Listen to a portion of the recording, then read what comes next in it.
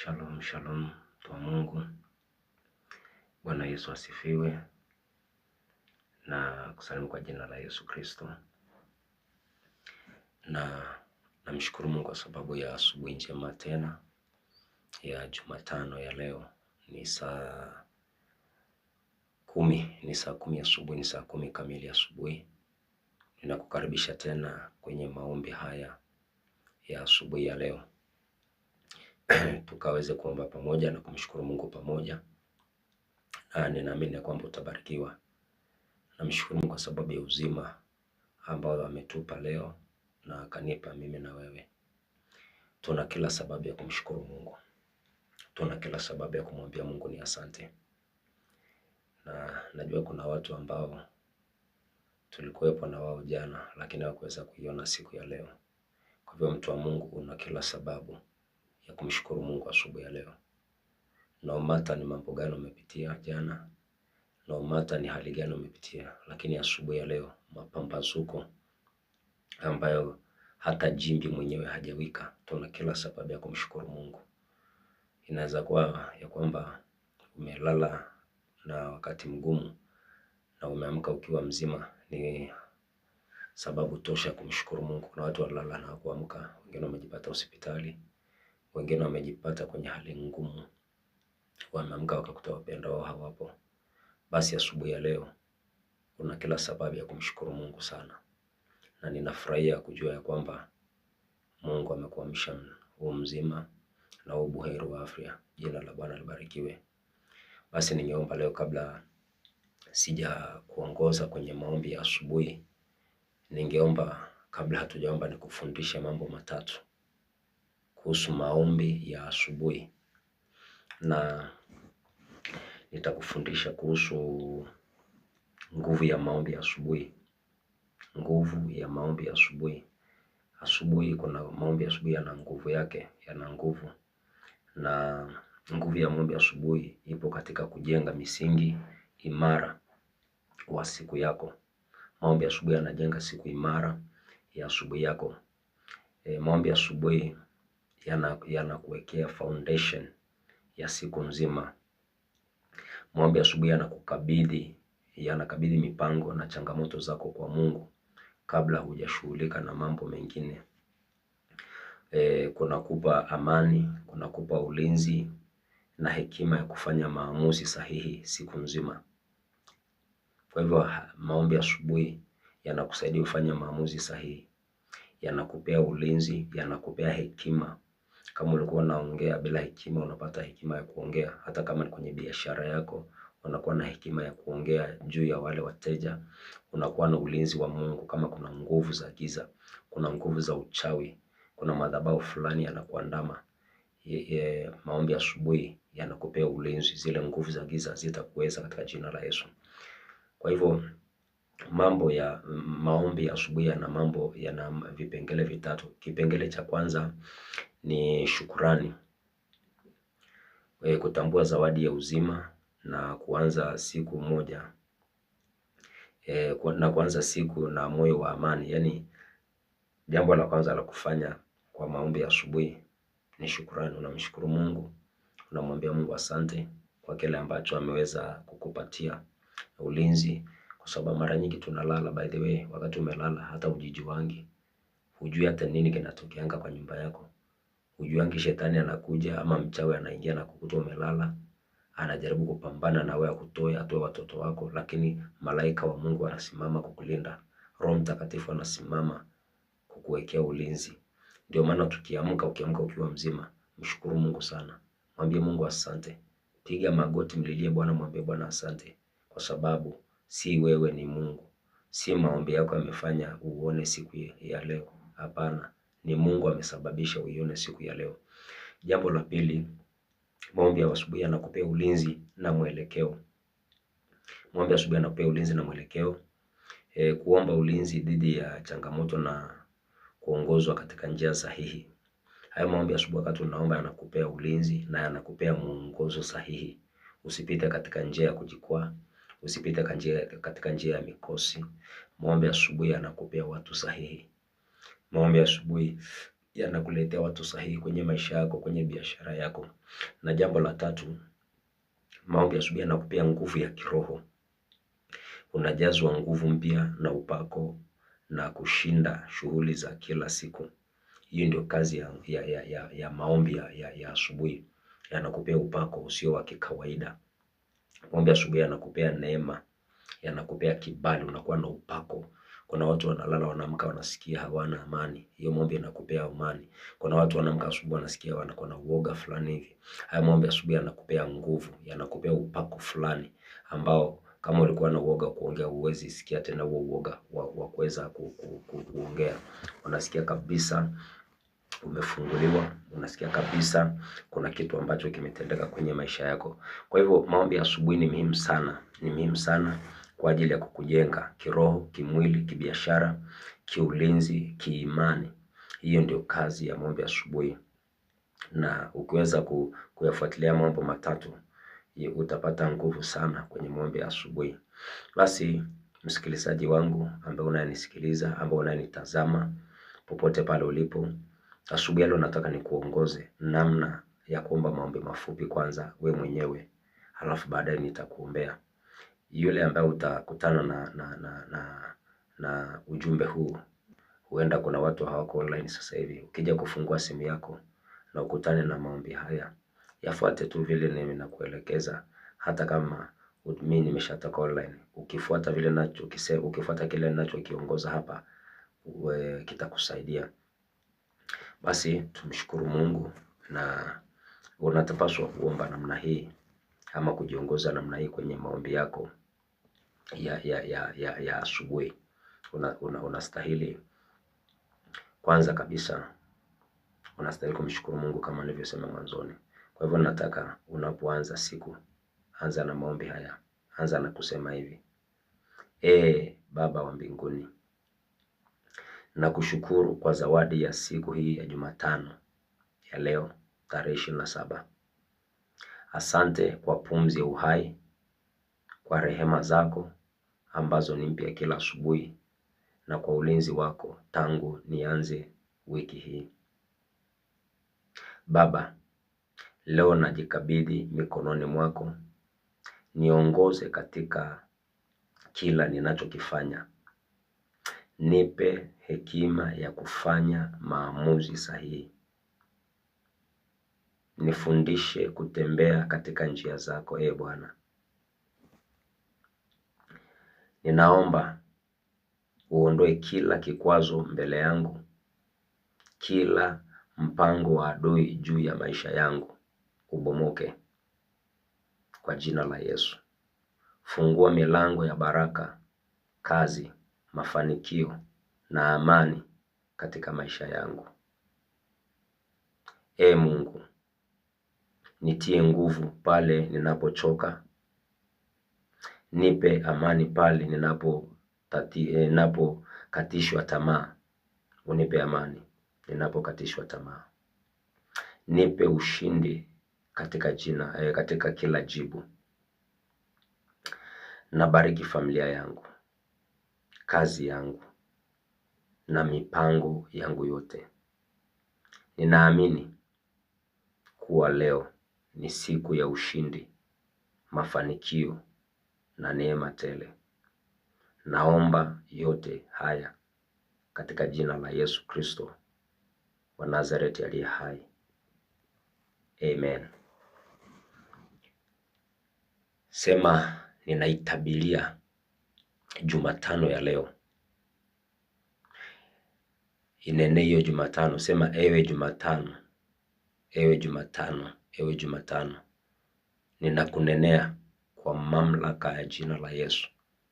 Ukawe Jumatano ya baraka juu ya maisha yangu. Ukawe Jumatano ya baraka juu ya familia yangu. Ukawe Jumatano ya baraka juu ya kazi ya mikono yangu. Jumatano, kama lisemavyo neno la Bwana, ninakunenea asubuhi ya leo. Uwe Jumatano uliyebeba habari njema juu ya maisha yangu. Siku ya leo nikutane na watu waliobeba habari njema kwenye maisha yangu. Nikutane na watu waliobeba ujumbe mwema juu ya maisha yangu. Sema ninakataa taarifa mbaya siku ya leo kwa maisha yangu, kwa familia yangu, kwa jamii yetu. Nakataa taarifa mbaya kwa biashara yangu, kule mahali nimeajiriwa. Nakataa taarifa mbaya kwa jina la Yesu. Sema Bwana Yesu, nifunike kwa damu yako, niongoze kwa haki na ushindi. Nipe hekima ya kuweza kupambanua mema na mabaya siku ya leo. Niongoze katika njia za haki. Nipe ulinzi juu ya maisha yangu. Nipe ulinzi juu ya familia yangu. Nipe ulinzi juu ya huduma yangu. Nipe ulinzi juu ya ndoa yangu. Bwana Yesu, niwezeshe kwa kila jambo nitakalolifanya leo. Nitetee na unipiganie.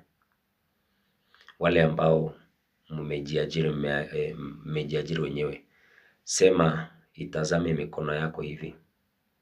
Sema mikono hii ninaibariki kwa jina la Baba na la Mwana na la Roho Mtakatifu. Sema mikono yangu, chochote utashika siku ya leo, kiwe cha kunawiri, kiwe cha kustawi katika jina la Yesu. Sema mikono yangu, pesa yoyote utakayoshika leo, hiyo pesa iwe imebarikiwa na imetakaswa kwa damu ya Yesu. Sema mikono yangu, yoyote nitakayemsalimia leo na kuna nguvu za giza anatumia, kuna roho fulani iko kwenye maisha yake, mikono hii itakapomguza mtu kama huyu, itakapoguza pesa kama hizo, itakapoguza mali kama hayo, itakasike kwa damu ya Yesu Kristo. Sema Bwana Yesu, kazini kwangu leo, niletee wateja sahihi na watu sahihi. Ninaitabiria kazi yangu, kila kitu ambacho ninauza, yoyote atakayekiona akitamani kipendeze. Kama ni hoteli, watu wapende chakula changu. Kama ni duka, watu wapende zile vitu ninauza. Kama ni wholesale and hardware, watu wapende chochote ninachokiuza, watu wakipende. Kama ni gari unaendesha ya Uber, kila mtu akiona gari lako atamani kuingia kwa hiyo gari katika jina la Yesu Kristo. Sasa naomba tuombe, nikuombee, nikufunike kwa damu ya Yesu, nikunenea baraka. Baba, katika jina la Yesu Kristo, mwana wa Mungu aliye hai, mfalme wa amani, simba ule wa kabila la Yuda, ninakuinua Jehova Shalom. Asubuhi ya leo ni saa 10 asubuhi. Neno lako linasema asubuhi kabla jimbi hajawika, ukamwamsha mtumishi wako Musa, ukamwambia ya kwamba ninamuona Farao akienda mtoni, enda ukasimame mbele ya Farao na ukamwambie Bwana amesema achilia watu wangu wakaniabudu. Baba yangu na Mungu wa mbinguni, Farao alipokuwa anakwenda kule mtoni, alikuwa anaenda kuabudu miungu. Kuna wachawi na waganga wameamka asubuhi, wameenda kazini kwa watu, wameweka mairisi, wameweka nguvu za giza ili watu wakienda kazini, baba yangu, wasipate riziki. Shetani ameamka asubuhi, ameenda kwenye biashara zao. Baba wa mbinguni, nami nasimama kama Musa asubuhi ya leo, ninainuka kinyume na nguvu na mipango yote ule mwovu Shetani katika jina la Yesu Kristo, mwana wa Mungu aliye hai. Haijarishi Farao ameenda mtoni, haijarishi wachawi na waganga wameenda kwenye biashara hiyo, ninasimama kwa damu ya Yesu Kristo juu ya watoto wako wa kiume na wa kike, watoto kwa wakubwa. Ninatamka ulinzi juu yao asubuhi ya leo. Bwana, ukawalinde wanapokwenda kazini kwao. Yesu, ukawalinde wanapokwenda kwenye biashara zao katika jina la Yesu Kristo, mwana wa Mungu aliye hai. Bwana, ukawalinde wanapokwenda kule ambako wameajiriwa. Mungu wa mbinguni, ukawalinde. Mfalme wa amani, ukawatetee katika jina la Yesu Kristo, mwana wa Mungu aliye hai. Ninaomba ulinzi wako juu ya biashara zao. Mungu, kuna watu asubuhi ya leo wanaamka kwenda kwenye biashara. Wengine wameweka biashara za hoteli, wengine wameweka biashara za manguo, wengine wameweka biashara ndogo ndogo za kuuza mboga, njugu, karanga, wengine za kuuza viatu, za kuuza socks, za kuuza kuuza manguo, baba yangu, wengine ni biashara tofauti tofauti, lakini wamejiajiri. Ninaomba asubuhi ya leo nikatamke baraka juu hizo biashara kwa jina la Yesu. Chochote wanaenda kuuza leo, Mungu wa mbinguni wakapata wateja kwa jina la Yesu. Ninaomba hizo biashara zikapendeze na kuvutia wateja. Kila atakayepita kuona hizo vitu zinazouzwa, Bwana wafurutwe na hizo vitu katika jina la Yesu Kristo mwana Mungu aliye hai. Wapendezwe na hizo vitu zinazouzwa. Wakitazama tu namna hii wasikie tu neema ya kwenda kununua katika jina la Yesu. Ninaondoa roho ya ugumu, ninaondoa roho ya background ambayo ni ya shetani ambayo inawekwa kwenye biashara za watu, roho ya kung'ang'ana, roho ya kustrangu kwenye biashara, ninaifuta kwa damu ya Yesu Kristo mwana wa Mungu aliye hai. Kwa mamlaka ya damu ya Yesu Kristo, ninaomba hiyo biashara, kama kuna mikosi ambazo zimekuwa kwenye hizo biashara, ninafuta hiyo mikosi asubuhi ya leo kwa damu ya Yesu Kristo. Kuna mtu umefungua biashara haujawahi uza, ukiuza kitu kimoja ni mpaka tena siku nyingine. Leo na kutamkia kwa baraka kwa jina la Yesu ya kwamba utauza kiwango ambacho hujaiuza, utapata wateja kiwango ambacho hujaipata wateja, kwa nguvu na mamlaka damu ya Yesu Kristo. Ninaiombea hiyo biashara asubuhi ya leo. Ninaomba Mungu akanyoshe mkono wake kwenye hiyo biashara. Haijarishi ni mapito ya aina gani umepitia kwenye hiyo biashara, haijarishi ni ugumu wa aina gani umepitia kwenye hiyo biashara, ninakutamkia mtu wa Mungu, ninakutamkia mwanangu, asubuhi ya leo kwenye hiyo biashara ukaona matokeo mazuri katika jina la Yesu. Bwana ameninua wiki hii nije kwenye maombi haya asubuhi na mapema kwa ajili ya kukuombea, kwa ajili ya kutamka baraka. Oh my God, rika baganda riba shanda riba bulia rika raba shanda rima kanta rinaibo korima zaya. Ninatamka ulinzi wa Mungu kwenye hiyo biashara, ninatamka neema kwa jina la Yesu. Chochote unachouza ninatamka kikaonekane kama dhahabu, kikang'ae kama dhahabu katika jina la Yesu, kikapendezwe katika kapendeze wa makastoma wako katika jina la Yesu.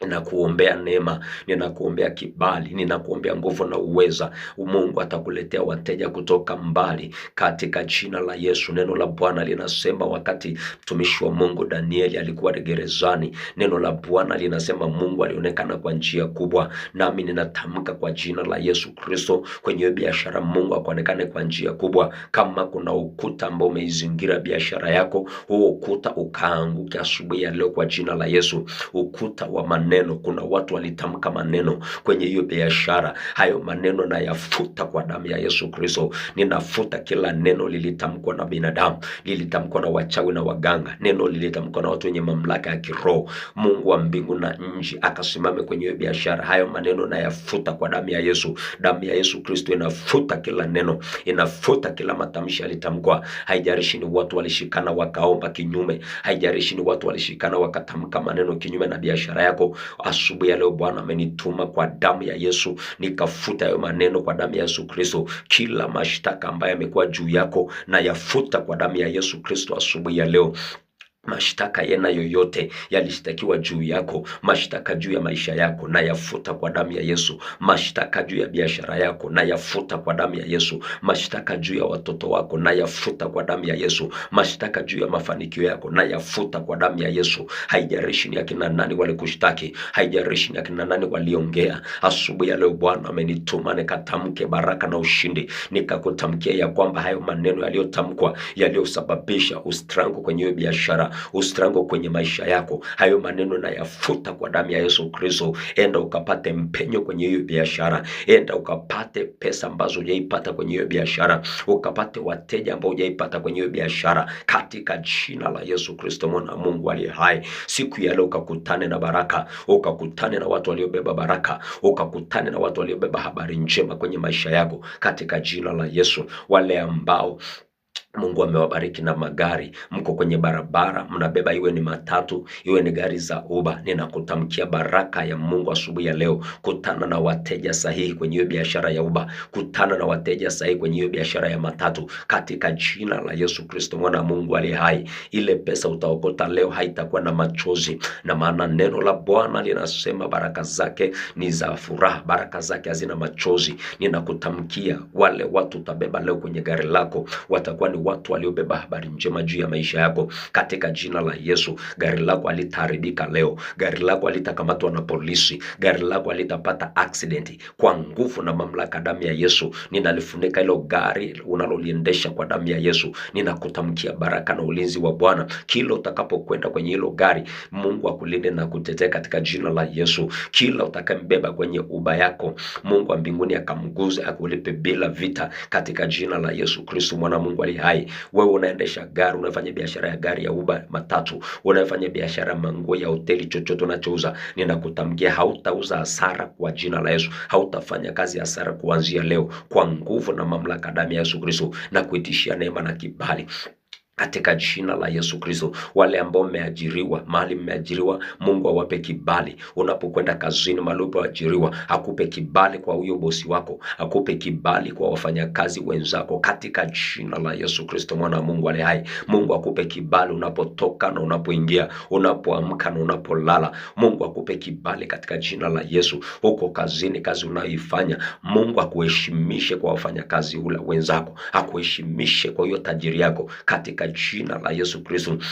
Kama kuna promotion umetamani kwa hiyo kazi siku nyingi, Mungu akasababisha hiyo promotion ikatokee. Kama ni kuongeza mshahara, umemlilia Mungu mshahara uongezwe, ninakuombea kwa jina la Yesu mshahara wako ukaongezwe katika jina la Yesu. Mungu akuonekanie na kutende mema. Uliajiriwa na wale ambao mmejiajiri, wiki hii Jumatano hii na wiki hii, ninatamka baraka na ushindi wa Bwana juu ya maisha yenu katika jina la Yesu Kristo. Mungu akutenganishe na laana za ukoo, laana za kizazi. Kuna watu ambao kule mmetoka, kuna madhabahu zinawaandama, kuna maroho zinawaandama, iwe ni kwenye biashara, iwe ni kule umeajiriwa. Usiku asubuhi ya leo Bwana amenituma nikutenganisha na hiyo laana. Ninakuondolea hiyo laana katika jina la Yesu. Kabla ya mapambazuko ya leo, kabla jua halijachomoza, hizo laana zikuachilie katika jina la Yesu. Magonjwa ikuachilie, mikosi ikuachilie, kilio na mateso ikuachilie katika jina la Yesu Kristo. Kabla jua halijachomoza, Mungu akutende mema wakati huu na dakika hii katika jina la Yesu. Ili jua likichomoza asubuhi ya leo, jua likichomoza asubuhi ya leo, oh my God, rikabaganda ribashanda, rikabaganda ribashanda ribabolia, rikabaganda ribashanda ribazaya. Jua likichomoza asubuhi ya leo, lichomoze na baraka zako, lichomoke na majibu. Jua likienda kuchomoka asubuhi ya leo, lichomoke na majibu. Lije likiwa limebeba majibu ya maisha yako, lije likiwa limebeba majibu ya ndoa yako, lije likiwa limebeba majibu ya biashara yako, lije likiwa limebeba majibu ya kazi uliyoajiriwa katika jina la Yesu Kristo mwana Mungu aliye hai.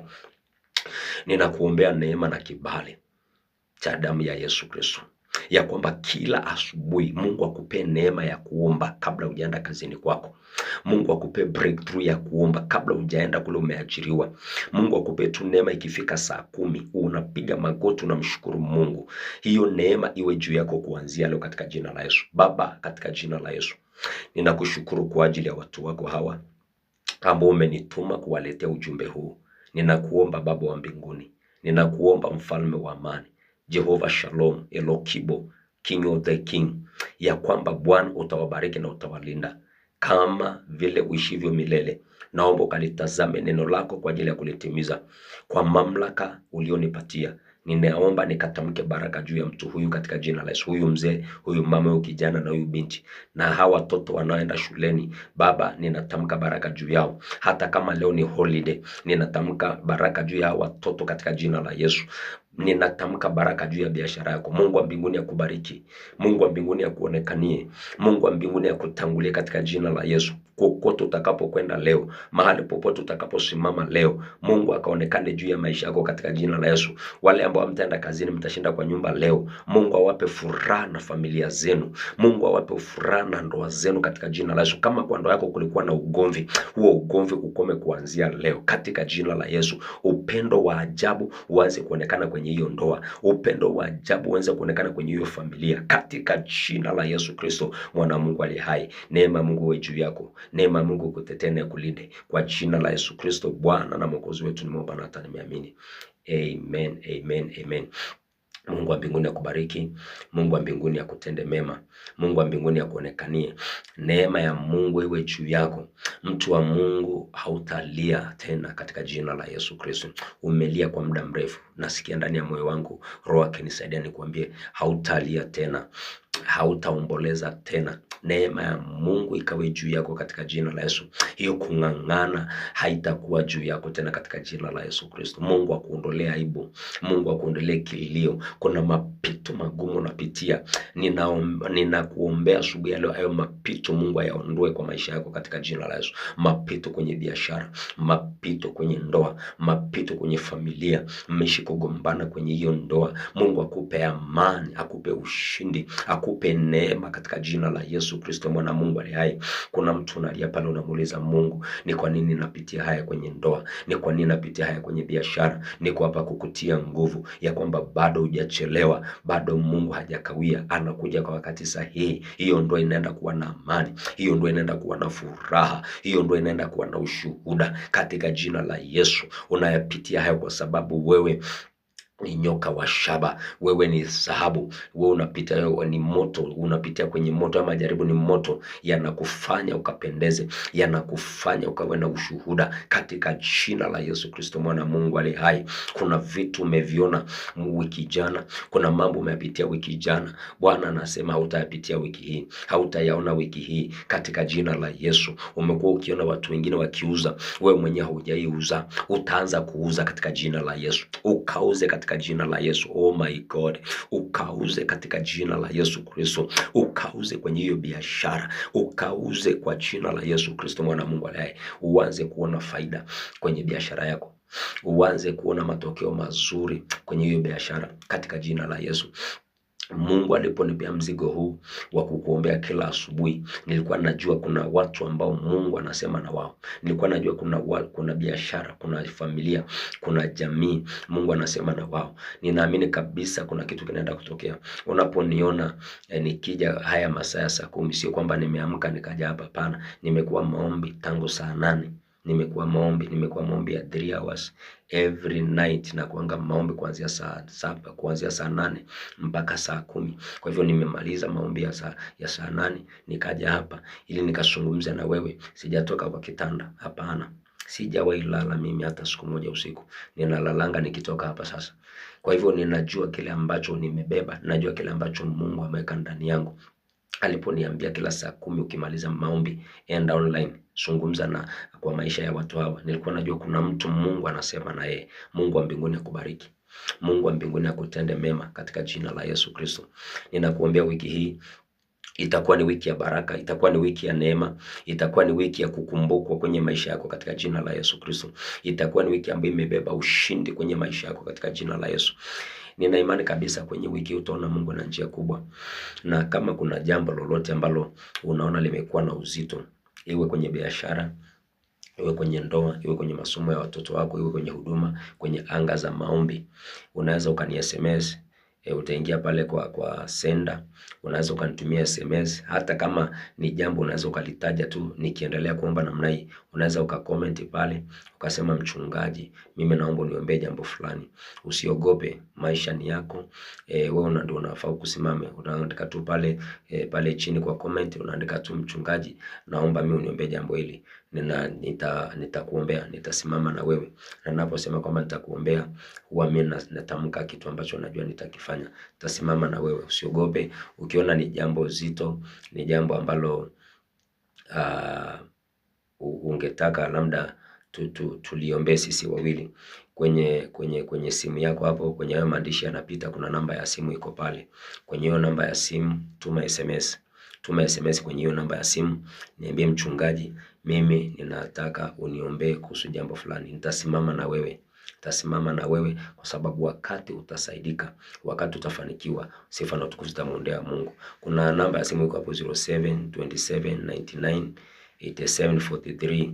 Hiyo namba ukituma SMS pale ya nitaipata hiyo SMS na nitaweza kukuombea. Basi kabla hatujafunga, ningeomba tupate neno la asubuhi ya leo. Neno, hatuwezi maliza maombi bila neno la Mungu.